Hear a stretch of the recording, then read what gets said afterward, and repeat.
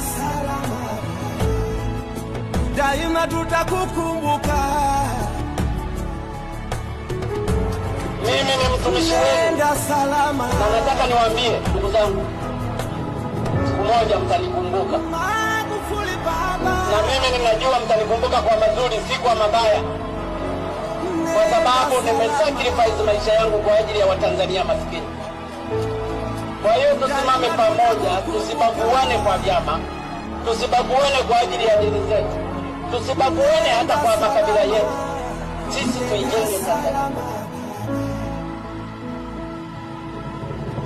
Ninajua hiyo ndio itakuwa sadaka yangu ya Watanzania, ili kusudi hata nikienda huko mbinguni siku moja, Mungu atakaponihitaji akanichague kwamba wewe ulikuwa kiongozi mzuri, unaweza ukawaongoza hata malaika polepole.